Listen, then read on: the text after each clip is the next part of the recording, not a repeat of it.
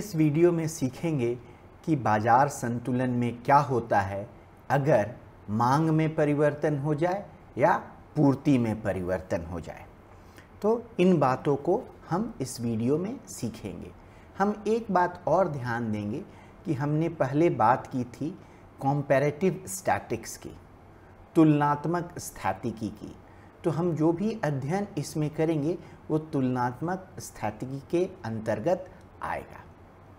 तो डिमांड में परिवर्तन आ जा रहा है, इससे क्या हमारा मतलब है कि हमारा मांग वक्र है उसमें परिवर्तन आ जा रहा है, वो चेंज हो जा रहा है, वो शिफ्ट हो जा रहा है। फॉर एग्ज़ाम्पल हम एक ले लें तो हमारे पास एक मार्केट है, वो इस QP ग्राफ में बताया गया है। डिमांड डाउनवर्ड स्लोपिंग है, पूर्ति जो है ऊपर की तरफ इसमें ढलान है, और मार्केट में आपको Q स्टार क्वांटिटी मांगी या बेची जा रही है और P स्टार मूल्य पे ये हमें मार्केट को बता रहा है। अब ऐसे हम समझ लें तीन चीज़, इसमें हम गणित के तरीके से भी देख लें कि पहला जो है ऑप्टिमाइजेशन, हमने कहा था तीन चीज़ गणित में पढ़ेंगे, तो पहला था ऑप्टिमाइजेशन। ऑप्टिमाइजेशन इष्टमीकरण, दो तरह का इष्टमीकरण होता है, अधिकतमीकरण और लघुत्तमीकरण। तो हम अगर ध्यान दें तो ये जो बायर होता है, क्रेता होता है, उसका डिमांड कर्व कैसे आता है भाई? वो अपनी यूटिलिटी को, उपयोगिता को का अधिकतमीकरण करना चाहता है, वही खरीदना चाहेगा जो उसके उपयोगिता को ज़्यादा से ज़्यादा बढ़ाएगा। उसी तरह हमने देखा सप्लाई साइड में जो पूर्तिकर्ता होता है, सप्लायर होता है, वो अपना प्रॉफिट मैक्सिमाइज करना चाहता है। अगर आपको याद हो प्रॉफिट जो है सो PQ माइनस CQ, इसको मैक्सिमाइज करना चाहता है, इसको अधिकतमीकरण करना चाहता है, और वैसे वो डिसाइड करता है कि कितनी मात्रा इस बाज़ार में बेचे। तो ये हो गया ऑप्टिमाइजेशन। सेकंड हमने बात की थी संतुलन की, इक्विलिब्रियम की।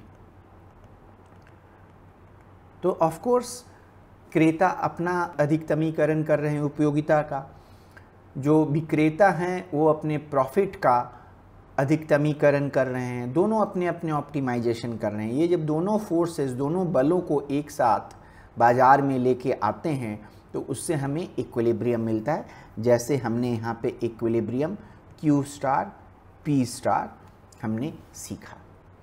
तीसरी बात हमने की थी कॉम्पैरेटिव स्टैटिक्स की, कॉम्पैरेटिव स्टैटिक्स की। कॉम्पैरेटिव स्टैटिक्स क्या है? तुलनात्मक स्थितिकी। तीसरी बात हमने इसकी की थी। तो ये तुलनात्मक स्थितिकी क्यों कहते हैं, हमने पहले भी एक्सप्लेन किया हुआ है, एक बार फिर से देखेंगे तो ये और क्लियर हो जाएगा किन्हीं कारण से।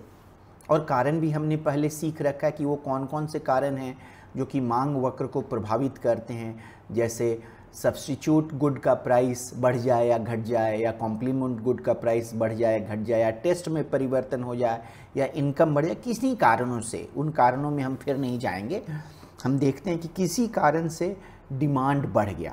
भाई डिमांड बढ़ गया इसका क्या मतलब है? डिमांड बढ़ गया इसका मतलब हर एक मूल्य पे अब क्रेता जो हैं ज़्यादा सामान खरीदना चाहते हैं। तो अगर ये मूल्य ले लें, इसमें पहले इतना खरीदना चाहते थे, अब और ज़्यादा खरीदना चाहते हैं। तो अगर हर एक मूल्य पे देखें तो हमें जो नया डिमांड कर्व मिलेगा, ये कह दें डिमांड कर्व, सप्लाई कर्व, इसको डिमांड न्यू कह देते हैं। यहाँ पे सारे प्राइसेस पे डिमांड, क्वांटिटी डिमांडेड बढ़ा हुआ है, जिसकी वजह से डिमांड कर्व जो है दाहिनी तरफ शिफ्ट हो गया है। तो पहले इक्विलिब्रियम इस बिंदु पे था, कह सकते हैं Q स्टार P स्टार पे था, और नया इक्विलिब्रियम है, इसको हम दे देंगे, इस क्वांटिटी को हम Q स्टार N कहेंगे और इस मूल्य को हम P स्टार N कहेंगे। तो Q star N and P star N ये नया संतुलन है, नया इक्विलिब्रियम है मार्केट में। जब इसको पहले वाले इक्विलिब्रियम को, जो कि ये पॉइंट है, और बाद वाले इक्विलिब्रियम को, जो कि ये पॉइंट है, दोनों में जो तुलनात्मक अध्ययन है इसको हम लोग तुलनात्मक स्थैतिकी या कंपैरेटिव स्टैटिक्स कहते हैं। स्थैतिकी क्यों कहते हैं? क्योंकि हम नहीं जानते हैं इन ग्राफ्स में कि हम जो पहला वाला इक्विलिब्रियम था उससे फाइनल इक्विलिब्रियम में कैसे पहुँचे, बीच में क्या हो रहा है ये हमें पता नहीं है। लेकिन फाइनल चीज़ें हमें पता है कि initially equilibrium Q star P star पे था, नया equilibrium Q star N P star N पे है। तो इनका जो कंपैरिजन है वो तुलनात्मक अध्ययन है। जैसे इस ग्राफ में देखा हमने, हम इसी को कंटिन्यू करेंगे कि डिमांड बढ़ गया, सप्लाई में कोई बदलाव नहीं है, मांग बढ़ गया है, पूर्ति वही है। इसमें क्या हो रहा है, हमें क्या मिलता है, ये केस 1 है। इसमें क्या मिलता है कि हमारा Q स्टार, कह लीजिए Q स्टार से अगर इक्विलिब्रियम को कह रहे हैं तो Q स्टार बढ़ गया है, यहाँ से हम लोग यहाँ आ गए हैं, और P स्टार भी बढ़ गया है। अगर हम देखें कि डिमांड बढ़ जाए, सॉरी बढ़ने का तो हमने कर ही लिया है, डिमांड घट जाए और सप्लाई वैसे का वैसा ही रहे, तो डिमांड घट जाए, इसको हम ऑरेंज कलर से ले लेते हैं तो इसमें हमें कुछ ऐसा आ जाएगा। तो इसमें हम क्या देखेंगे, यहाँ डिमांड घट रहा है। क्यों डिमांड घट रहा है?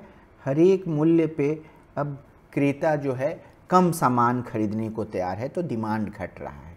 पहला इक्विलिब्रियम ये था ओरिजिनल वाला, डिमांड बढ़ने से पहले, और अगर डिमांड घट जाता है तो इक्विलिब्रियम यहाँ आ जाता है। तो क्या हो रहा है कि Q स्टार घट जा रहा है, उसी तरह से P स्टार भी घट जा रहा है। तो हम यहाँ कह सकते हैं कि डिमांड घट रहा है और सप्लाई वैसे का वैसे ही है, तो Q स्टार कम हो जा रहा है और P स्टार भी कम हो जा रहा है। अब हम क्या करेंगे कि हम डिमांड में कोई परिवर्तन नहीं करेंगे और हम सप्लाई को बढ़ा देंगे। सो डिमांड ये हो गया, सप्लाई ये हो गया, PQ, और इक्विलिब्रियम आपका ओरिजिनल ये रहा। अब जब हमारा सप्लाई बढ़ता है तो सप्लाई जो है राइट वर्ड दाहिनी की तरफ शिफ्ट हो गया, तो ये ऐसा शिफ्ट हुआ, ऐसे शिफ्ट हो जा रहा है। इस शिफ्ट से इक्विलिब्रियम जो है सो Q स्टार P स्टार है। अब एक नया जो इक्विलिब्रियम है उसमें देखते हैं कि Q स्टार तो बढ़ गया बट P स्टार घट गया। तो हम यहाँ पे कह सकते हैं कि डिमांड ज्यों का त्यों है और सप्लाई बढ़ रहा है, ऐसा बढ़ने में Q स्टार बढ़ जा रहा है वाइल P स्टार घट जा रहा है। अब दूसरा एक एक्सरसाइज लेंगे, उसमें डिमांड को वैसे ही रखेंगे एंड ओरिजिनल लेवल से सप्लाई को घटा देंगे। तो अगर सप्लाई घट रहा है इसका मतलब जो सेलर है, विक्रेता है, हर प्राइस पे कम वस्तु बेचने को तैयार है। हम क्या देखते हैं इस पर्टिकुलर एग्जाम्पल में कि Q स्टार में कमी आती है, इसको पहले लिख लें 4, डिमांड ज्यों का त्यों है, सप्लाई घट गया। अब ये अगर हमारा रेफरेंस पॉइंट है, ये वाला रेफरेंस पॉइंट है ओरिजिनल वाला, ये तो सप्लाई, ये लाइन सप्लाई के इंक्रीज होने पे आया, ये लाइन सप्लाई के घटने पे आया। तो हम लोग ओरिजिनल सप्लाई के ओरिजिनल जो हमारा सप्लाई था उससे घटे हुए सप्लाई की तुलना करते हैं। तो हम क्या देखते हैं कि Q स्टार जो है वो तो घट गया बट P स्टार बढ़ गया। आप कैसे याद रख सकते हैं कि डिमांड जब बढ़ता है, जो कि पहला वाला केस है, डिमांड जब बढ़ता है तो इक्विलिब्रियम की क्वांटिटी Q स्टार, इक्विलिब्रियम का प्राइस दोनों बढ़ जाता है। तो डिमांड में दोनों साथ बढ़ते हैं, और अगर डिमांड घटता है तो Q स्टार P स्टार दोनों साथ में घट जाते हैं।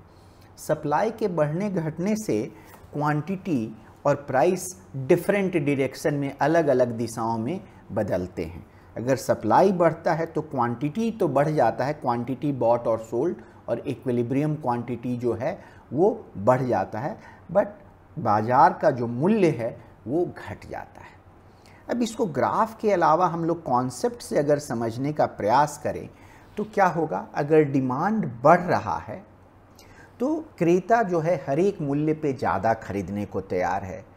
विक्रेता के विलिंगनेस में कोई बदलाव नहीं आया क्योंकि हम लोग सप्लाई को फिक्स्ड रख रहे हैं। तो अगर ज़्यादा खरीदने को तैयार है तो बाज़ार में ज़्यादा वस्तुएं बिकेंगी, है ना। और ज़्यादा वस्तुएं बिक रही हैं, चूँकि सेलर में कोई बदलाव नहीं आ रहा है, ज़्यादा वस्तु वो ज़्यादा प्राइस में बेच रहा होगा, तो क्वांटिटी भी बढ़ गया और इक्विलिब्रियम प्राइस भी बढ़ गया। उसी तरह अगर हम तीसरे एग्जाम्पल को देखें, दूसरे के लिए आप सिमिलरली आर्गूमेंट कर सकते हैं, इसलिए मैं आप पे छोड़े देता हूँ।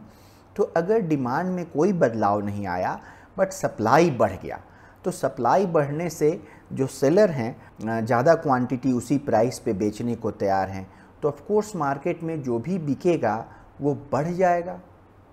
और चूँकि क्वांटिटी बढ़ गया है और डिमांड में कोई बदलाव नहीं आ रहा है, तो ज़्यादा क्वांटिटी जो बायर हैं वो तो कम प्राइस पे खरीदेंगे, इसी तरह इक्विलिब्रियम प्राइस घट जा रहा है। यही मूल भाव है कि कैसे डिमांड या सप्लाई में बदलाव बाजार के संतुलन में भी बदलाव ले आती है। सो अभी तक हम देख रहे थे कि डिमांड या सप्लाई किसी एक में परिवर्तन होता है और दूसरा ज्यों का त्यों रहता है, तो ये बाजार संतुलन को कैसे प्रभावित करते हैं।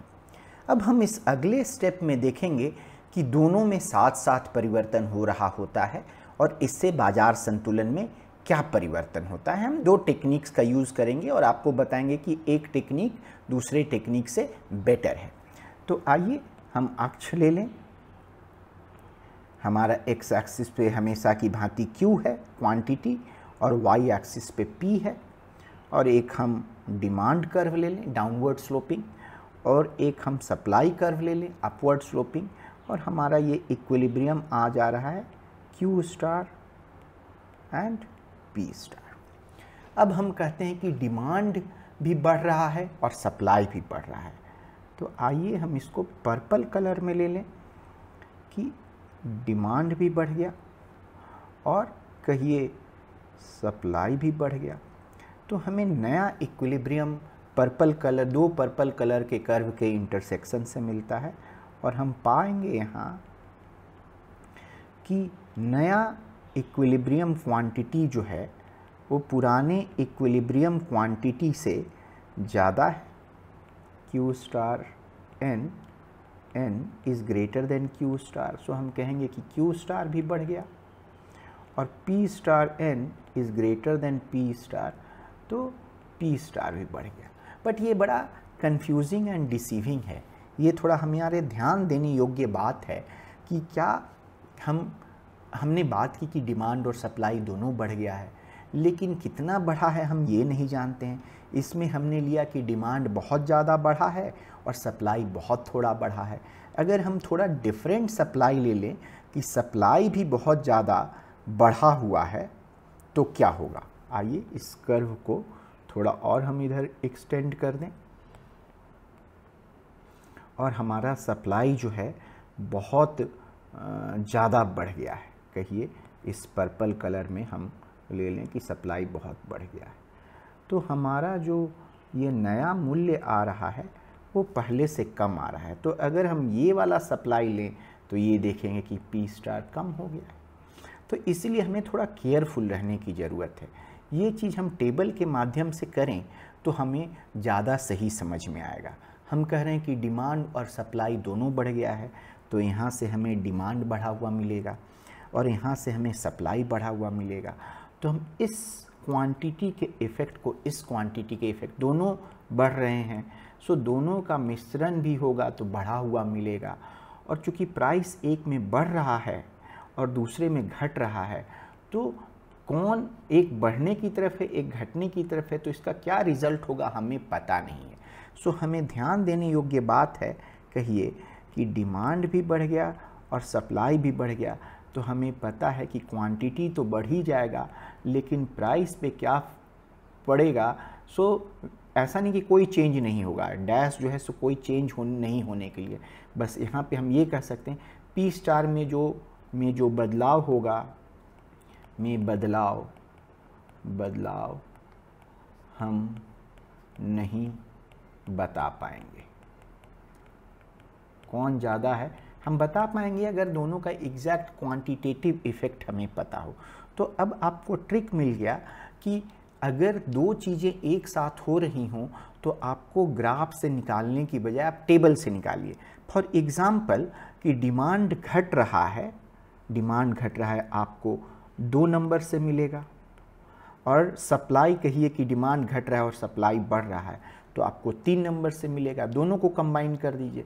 दोनों में आप देखिए कि दोनों में मूल्य घट रहा है, बट एक में क्वांटिटी घट रहा है, दूसरे में क्वांटिटी बढ़ रहा है। तो जब हमारे पास हो कि डिमांड घट रहा है एंड सप्लाई बढ़ रहा है तो हम क्वांटिटी के बारे में नहीं कह पाएंगे, हम नहीं बता पाएंगे, बट हम ये बता सकते हैं कि दोनों ही केसेस में प्राइस घट रहा है तो हम बता सकते हैं कि प्राइस कम हो जाएगा। इसी तरह आप सारे कॉम्बिनेशंस को निकाल सकते हैं। आइए अब कुछ उदाहरण से देखते हैं कि क्या होगा। आपको पता है कि जब किसी फल का सीज़न आता है, जैसे आम का सीज़न है, अगर आम का सीज़न आता है तो आम का प्राइस मार्केट में कम हो जाता है। बिना सीज़न के भी आम मिल रहा होता है। अगर आप बहुत महंगे सुपर स्टोर में जाएंगे बड़े शहरों में, दिसंबर में भी आपको मैंगो मिल जाएगा। लेकिन जैसे ही सीज़न आता है, गर्मी का मौसम आता है, आम बहुतायत से मिलने लगते हैं और आम का प्राइस कम हो जाता है।